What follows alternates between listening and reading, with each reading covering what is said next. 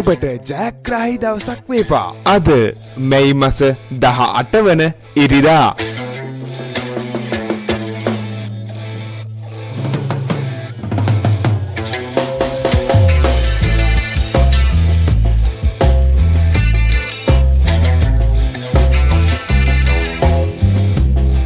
ජයග්‍රාහී අංක දිනපතා නැරඹීමට අපව සබ්ස්ක්‍රයිබ් කර තබා ගන්න.